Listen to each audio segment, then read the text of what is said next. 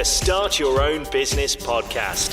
Hear inspiring startup stories and get reliable expert advice on how to start your business and get off to the best possible start. Brought to you by Startup Donut, helping small businesses succeed. Hello, I'm Chloe Thomas, your host, and in this third series of the Start Your Own Business podcast, you can get free practical advice from experts and small business owners that can help you to set up a new business and get off to a great start, saving you time and money along the way. Hello. In this episode, we're talking about business growth. What is it? What might it look like for you? How do you set those goals? And what are the 3 key barriers to your potential growth and how do you deal with those? We'll also be talking about how you can get the best possible advice on how to go about growing your business completely for free. Loads of brilliant advice from our guest in this episode. Before we meet him though, do find out about the show sponsors, Dell Technologies, and how their technology solutions could help your business to become more productive, efficient, secure, and successful. This series of the Start Your Own Business podcast is brought to you by Startup Donut in association with Dell Technologies. Did you know you can get even more out of Startup Donut with new exclusive benefits from Dell Technologies? Dell has what you need to start, scale, and succeed, including end-to-end tech solutions to boost productivity and maximize security so you can focus on innovation. The Startup Donut partnership with Dell means you get top products at special prices and a personalized consultation from a dedicated tech advisor who will get to know the goals of your business. Are you ready to get growing? Find out more by emailing our Dell Small Business Association's UK representative at sbauk@dell.com. That's sbauk@dell.com. It's now time to introduce our expert, Mark Hart, Professor of Small Business and Entrepreneurship at Aston Business School. Mark is also Associate Director of the Aston Centre for Growth and Deputy Director of the National Enterprise Research Centre. He is an advisor on business growth to government departments and a widely published and quoted expert on entrepreneurship and small business development. Hello, Mark. Hello there, Chloe. Good to meet you. Great to have you here. Thank you for sparing us the time because I expect you're a very busy man. So it's brilliant to have you on the show. I can have pretty full days sometimes, yes. Well, let's kind of start off with the sanity check. So I think this is something that small business or, startups just don't ask themselves that often, which is pursuing growth the right choice for all business owners? Should all of us be going, we have to grow, we have to grow? I think that's a mantra which obviously the current government would love us to buy into every day of the week. But no, it's not. I mean, I look at this as being able to take on financial independence for yourself and the family.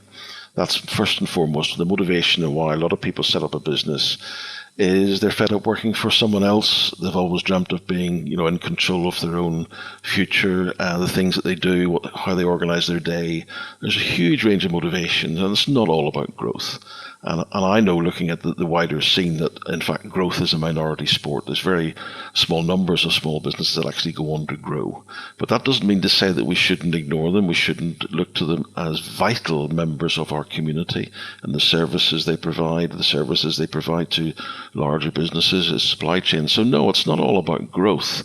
However, for those that do have the motivation and the ambition to grow, that's when we need to really give them a helping hand to say, look, what is it you need to focus on? And I suppose there is that point. I mean, I think it's brilliant we're making the point that you don't have to. You can just go for that point, as you just described it, the financial independence for yourself and your family. But of course, on day one, there's usually zero income. So we have to do a little bit of growing to reach that point when we're a startup. You've got to make sure the business gets some traction in the marketplace and can be sustainable. So even if your ambition is just simply to run the business as, the Americans love to call them mom and pop type businesses, you still need to pay attention to the fundamentals of running a business. And they cover a whole range of things about understanding your customer, the finances. I call it the 3 C's, Chloe.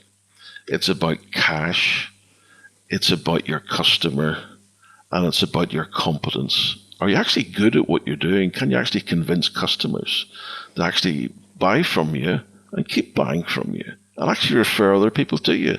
That's what the business is all about. Now, growth actually is based on those foundations as well.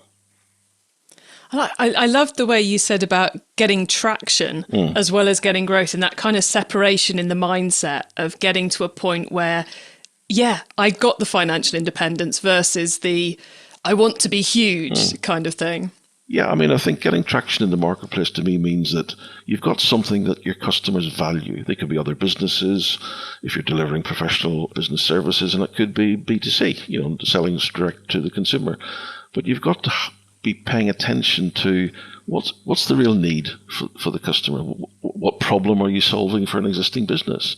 So that's what I mean by getting traction, doing your homework to really bear in mind that, look, many people have great ideas. I have many great ideas. Many of them I've actually abandoned as I've tried to set up businesses, simply because I'm not really thinking about the customer. I think I'm just so smart, I can do this, I'll make loads of money. That's not true.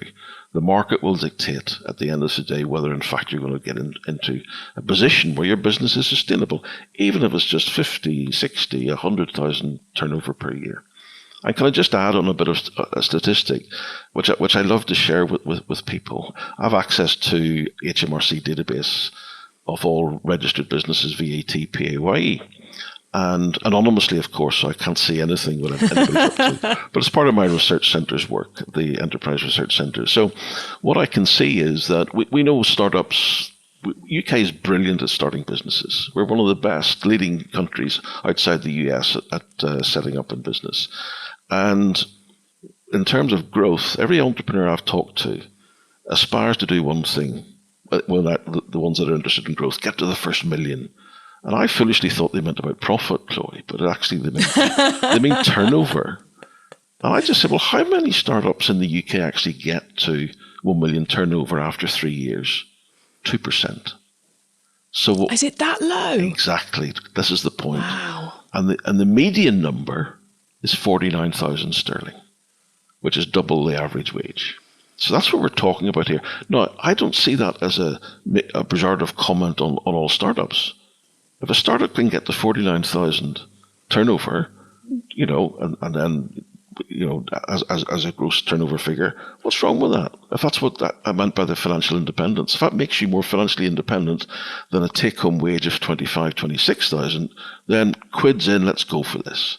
But in terms of the growth agenda, this million turnover figure is quite interesting, I think. So the majority of businesses don't really get involved in all of that at all.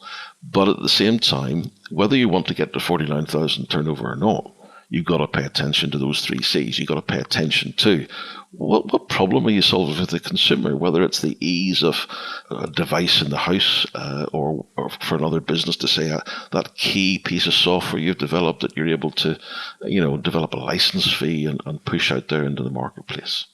And would you say, as we're, working out, have we got a viable business and how we get it to whatever level we want to be growing it to, which is the most instrumental or the most important for hitting our growth targets? Is it hard work and just putting in more and more and more hours? Is it making smarter decisions?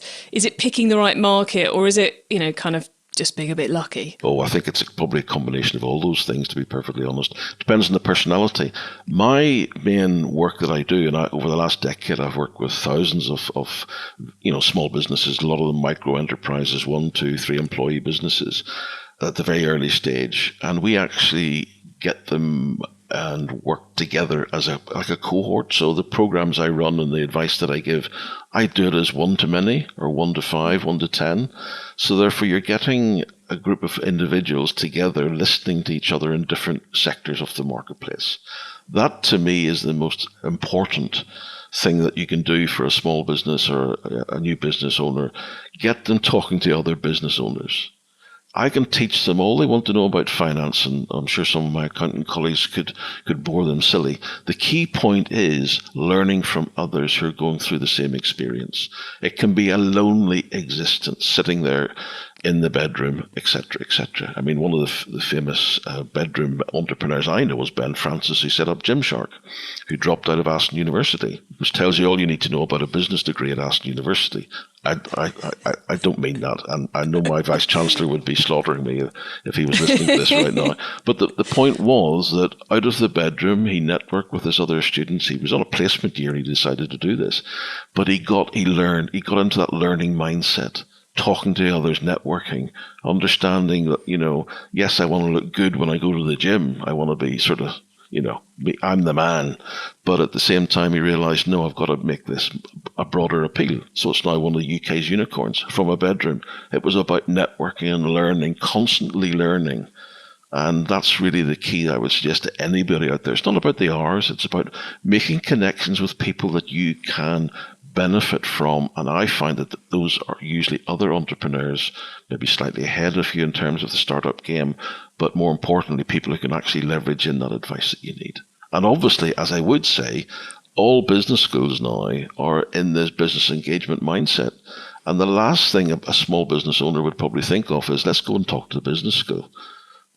But I can assure you that,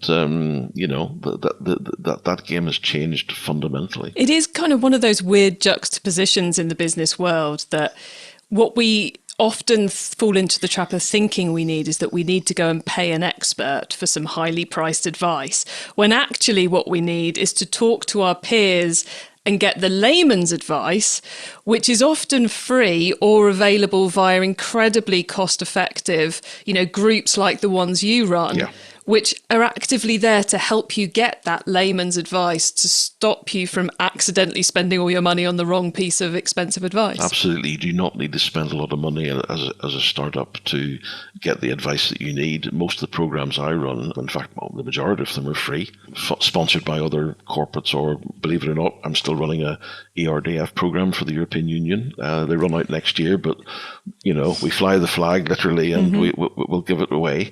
But even some of the clinics that we run in the and I'm talking about Aston Business School, but all business schools do this. Let's be clear. And I work with all of them, so I know. And we run clinics. We get our postgraduate students on the legal side, on the finance side. We're leveraging advice, and any small business owner, just walk in the door. We'll give you the advice that you need. Online advice. There's a lot of material online. Enterprise Nation, led by Emma Jones, is a great organisation for getting on online advice. You've got the British Business Bank with startup loans, but you get leveraging in advice with that as well. So peer group conversations, I call it peer group learning, putting groups of people together is the best way for them to actually build confidence. You talked about working long hours, etc., or just being lucky. I would say the key thing what we work on is building confidence and making them feel, and I actually change the terminology. Some people say, I just run a garage, I just run a small consultancy firm. I say, stop it. When you go to the pub and somebody says, what do? You say, I own or I lead a small business. I'm a small business leader. It's amazing that little change gets people thinking about, I'm not just, some business which is, at the margins of the economy. I've actually got the potential here to move this forward. And if we're thinking about growth, that's an important change in mindset. It's such a subtle shift. But it's an emotional shift that then goes through everything you do. Absolutely. Helps you come across better to your customers, means you naturally give a better job, you come across as more competent and everything else. And you know what it also does? It changes the conversations in the business as you're growing. In terms of, leadership is crucial. We can bolt on various management practices as a business grows in terms of HR, finance, the marketing and sales and all of that. But the leadership side of things, how you lead and change and develop the culture of a business as it grows, that's the most important thing. So seeing yourself, not just, I've set up a business, let's see how big I can make it, but where can we take this? And changing the culture of the business that goes along that journey is really important. I think we should take a little bit of a case study for those smaller percentage of the people starting businesses who want to get beyond the base level and they are interested in growing bigger and faster. So if we thought about a startup who's looking from getting to say 300,000 a year with maybe 3 or 4 employees. Yeah. What for them are the key barriers that they're likely to experience on that journey that they're going to need to deal with? Just to give them a bit of a heads up. The first thing would be hiring your first employee. That is an absolute nightmare because you've probably been working on your own, even if it's only for a few months. You suddenly say, right, I can't do this on my own. So you bring someone else in to work alongside you. And it's usually in a more junior role. And then you suddenly have to manage people, that person. And, people say, business is scaling from, say, 2 to 4 to 5. It's not much of a difference. It's a huge difference in the culture of a business. You've got to actually write out job descriptions. You've got to actually manage people's daily, weekly, monthly work and targets and explain to them what it is you're trying to do. That's an absolute nightmare. So be thinking carefully how you hire people is really important. Making sure you know precisely what the roles will be. When people start to move on that growth journey, I got a piece of advice from a venture capitalist many years ago. He said, I always fund people who can answer this question. What's the job description for your 7th next employee? Now that is the expression is, wow, where does that take us? Yes, sorry everybody, I was making faces because I'm speechless at that one. I can't even contemplate 7 employees down the line. But that's a VC, when you're looking at not just from someone going from 1 to 10, you're looking at maybe a 20 employee business going to, on the journey to doubling that. But the point is, it's a very interesting question. And I use it actually in the room with our micro business owners who want to move on the growth journey to say, look, you got to be thinking about where it's about a plan. And it's about thinking about where do I want to be in next year? What do I need to enable me to get there? Oh, I need 6 more employees. Yeah, but in what order? Is it the sort of the folk in the trenches, or is it at middle management level, or is it bringing in another partner to help share that strategic direction of the business? So being very careful about that. Cash is also important. You've got to be working in a business in the first stages, I would say, especially in the current climate, in a 13-week cash flow forecast. You've got to understand when the pinch points are going to be when you're going to run out of cash. Because most small businesses will have spikes, will run out of cash in the early stages of trading. So as you're growing, you've got to be able to have a comprehensive, coherent narrative for the bank. You'll be with the bank. You'll have a business bank account. You've got to explain to them what you're going. So keeping an eye on your numbers. And we do a lot of work on that as well. So there we're talking about NHR. We're talking about finance. And then we're talking about, well, how do I generate sales? Everybody comes to me, what can I do in terms of generating leads, et cetera, et cetera, et cetera. And they think there's some magic bullet in all of that. And my answer is always, coming back to my earlier 3 C's, listen to what your customers or your potential customers are telling you. Don't just hire a salesperson or a marketing person. I would say a salesperson is more useful than a marketing person in the early stages, actually. And I hope I'm just looking at a book over your shoulder, Chloe. Again, for the audience, this is... Mark, I am a marketer at heart, but yes, I would completely agree. For most small businesses, you might have been by that mark I made. Sorry about that, folks who are listening to this. But I think sales is really important, and I think one of the biggest things that our education system doesn't do is focus enough on sales. Now, I do a lot of work with the Institute of Professional Sales, the APS, and I think aligned with the marketing role and the marketeer is really quite important. But sales generation, but it's always saying, go out and generate sales, but it's got to be part of an overall strategy for the business. So there's 3 key things that I think are really important to pay attention to. And there's loads of advice out there to enable us to get those people into the business. But going back to that point, who is it you need? There's no right answer to that in terms of who's the second, the third, the fourth. Depends what you're doing. Depends what your customers are driving you to think about. But those are the 3 things I would be concerned about, and making sure that you can afford to pay the salary you need for the skills and expertise the business deserves. Yeah, and what's interesting about those 3 things: the first employee, enough cash to do it all, and focusing in on sales, is I would have thought they're exactly the same whether you are a mobile hairdresser or you are the next Amazon. It's that's the three key things you have to get right, no matter how big you're trying to get your business. Absolutely. That's why I said this is not rocket science about the actual nuts and bolts of growing a business. I mentioned earlier in the conversation Ben Francis from Gymshark up in Solihull in the Midlands. I mean, that's where he started, and he built that business gradually and realised that he needed the right people around him and everything else. But there's nothing magical about the business. There was something magical about Ben Francis and the ambition and the motivation. And, that's, really a key element of all of this. You've got to really understand the journey you want to go on. And not everybody's, ready for that challenge. But I think that's one of the things, understanding the journey you want to go on is one of the great things of networking with other people in the same boat, because you realise, you hear someone else talking about their growth plans. You're like, oh, Lordy, I wouldn't want to do that. Or you go, they're not being ambitious enough. And you realise that means actually you're more ambitious than you thought you were. And those conversations give you an awful lot of personal growth, no pun intended, around how much you want to see your own business grow. Yeah. And one of the first exercises I do with early stage businesses, as they they put their hands up and they say, look, I want to take the business forward and scale it. I ask them to do an exercise, right? What's your business goals and objectives, but what are your personal goals and objectives? And how aligned are they now? How aligned do you think they will be? Because it's all about that point I made earlier about financial independence. There's demands in the household, kids through university, you've got caring responsibilities, all of those things. There's a financial drain. There's a time drain if you've got caring responsibilities, whether it's for young infants or older parents. So I think there it's a question of, right in the first exercise workshop I do with them, it's to get that conversation taking place and getting them sharing that with other people, because that's the context in which you as a business leader are operating.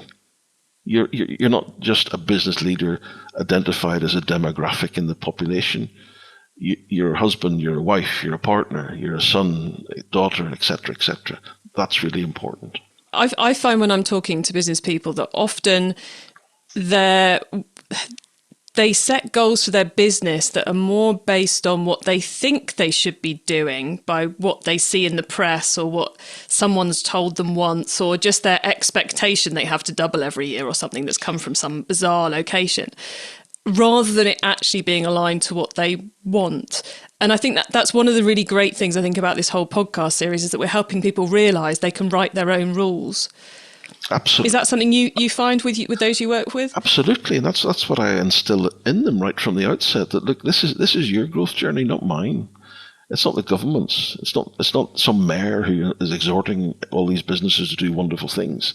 It is yours. Now I can help you along the way, but you've got to decide at what point you want. Where do you want to take this that you're comfortable with.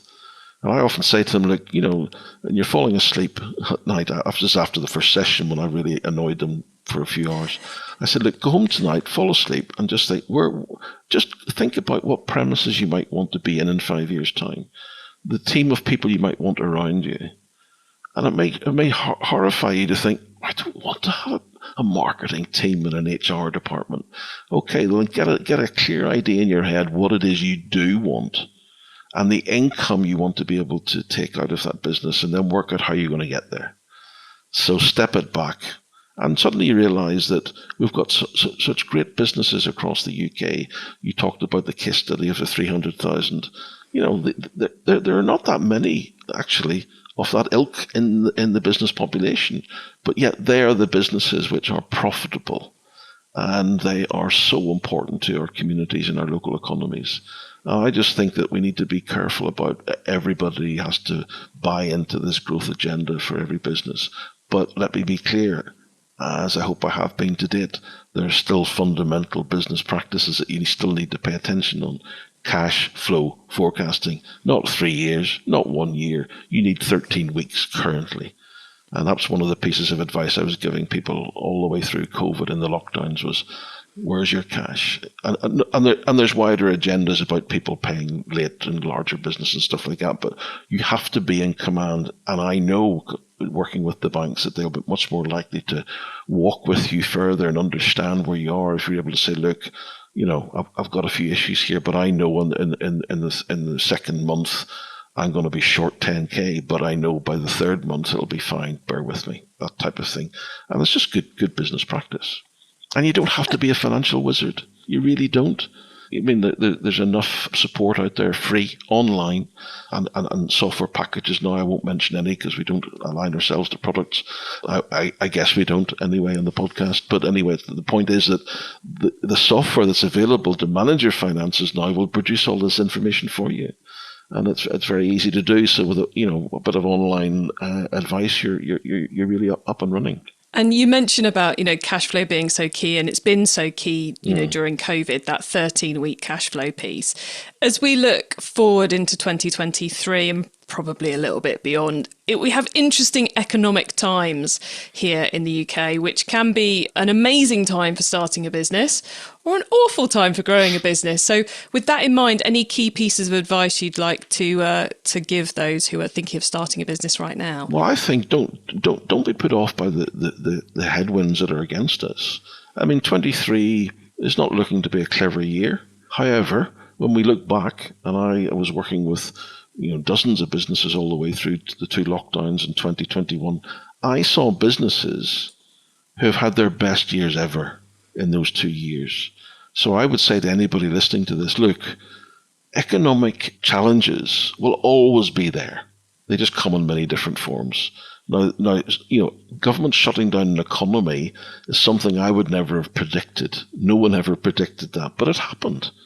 And actually, there's the number of businesses that didn't close. I mean, I was predicting, as part of my job as well, Chloe, I'm an economist, so I was the doom and gloom merchant saying, look, I was advising West Midlands Combined Authority that we're in trouble here. We're going to have levels of closure we've never seen before. It did not happen because the resilience of our entrepreneurs and our business leaders was really, really fantastic. And 10% of all small businesses had their fastest growth ever in 2020. Now, if that's not inspirational enough for the listener to say, look, even when the economy was closed, people pivoted, to use that cliched word. They began to do other things. I worked with a whiskey club in Birmingham. They had premises where you dropped in for your wee dram and learned about whiskey. It went online, and it had its best year ever. And I work with some distilleries as well, and gin. I mean, who doesn't make gin nowadays? And they were just putting everything online, furloughed employees, but kept everything going. So if business owners can do that in the midst of an economy closing for a period of time, then I believe that the challenges we're facing in the next 12, 18 months can be difficult in terms of setting up. But I think it's important to say, don't be put off. I run a project called the Global Entrepreneurship Monitor as well, Chloe, if I can mention this very briefly. In 2021, we had the highest number of individuals in the adult population in the process of setting up a business than in any other year since 1999 that I've been doing that survey. So that was nearly 12% of the adult population were in the process of the fledgling steps, the first 3 months, or up to about 2.5 years. And we had another group of individuals who were thinking about it. It got to the stage where 1 in 3 of the adult population in 2021 were doing it, or were going to do it in the next 2 to 3 years. No one's been put off by the challenges, and we shouldn't be put off by what we see happening around us as we come to the end of 2022 and look forward to 23. If you've got an idea, if you know what your customers want, you've got a good eye on the cash side of the business, and you have trust in your own competencies and your ability to create a growing business, then go for it. And is there one last thing, Mark, you'd like the listeners to take away from this episode? Of course, one last thing is probably a bit too restrictive for me. I could probably give a long list, but I think that be very clear about why you're doing this. I know that sometimes there's it looks attractive, but be very clear about the reality of this. You are working on your own. Talk to family and friends. Talk it through. Seek advice. Those are the key things before you take that first step of actually beginning to commit your own money, because you will use your own money before you start opening that bank account and putting your own money into it. Listen to everybody you possibly can. There's great organizations out there, but sometimes the people are closer to home in family and friends. They're more likely the people who are going to fund you if they like what you're talking about. But also, I think, and you probably know I'm about to say this, there's organizations like universities have free advice. Just drop in, just give us a call, look on the website. Business engagement is the name of the game, but get advice. A lot of it, most of it's free, a lot of it's online, and talk to other business owners. Brilliant. Thank you, Mark. Before we say goodbye, could you please let the listeners know where they can find you and your business on the web, please? I can be found at Aston Business School, www.aston.ac.uk. My Enterprise Research Centre is www.enterpriseresearch, all one word, .ac.uk.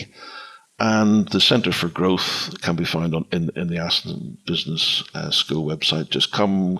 We have a whole team of people with a range of programmes, some of which are national, not all to do with the Midlands. And if you're from somewhere else in the UK, we can point you to other free sources of advice and teams that will help.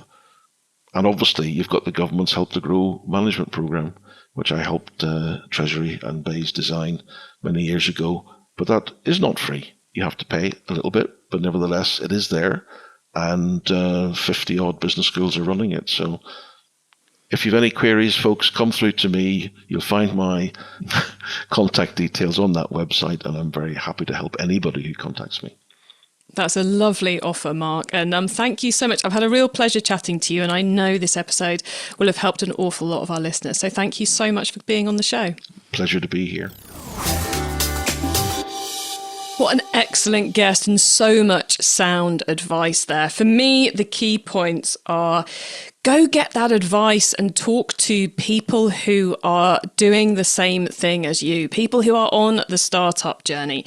It's clearly not going to cost you very much, and it's going to give you kind of like that alternative perspective on what you're doing, which is so helpful, and so helpful throughout your business journey, not just in the startup phases. And as Mark was very clearly putting out there, all the universities in the UK are running programs to help businesses like you that cost either nothing or very little. So well worth taking a look at what your local universities are offering. Number 2, those 3 focuses, which are from, if you're just getting to the point where you're hitting that financial independence for yourself and your family, or if you're going for growth beyond, you need to get in order. Number 1, hiring the right people and how to do that. Number 2, the cash, doing that 13-week cash flow so you know where you're at. And thirdly, how are you going to get those sales? And then the third of my key takeaways would be grow how you want to grow. There's no rules. You don't have to hit 1 million. You don't have to hit 100,000. Hit the numbers, work out what the numbers are that you want to achieve that work for your goals in life and in business, and focus on those and don't get distracted what other people appear to be doing maybe. We have covered a lot of ground in this episode. So to help you out, you can find the summary notes for this episode and links to more free resources, loads of free resources, by visiting startupdonut.co.uk/podcast. And that's donut spelt DONUT. This whole series exists to help you to complete key tasks and negotiate challenges when setting up and growing your new business. So next up, we're going to be covering how to get more done each day when running your own small business. The biggest challenge when running your own business? Possibly time, I think. And in the next episode, we are going to be covering just that.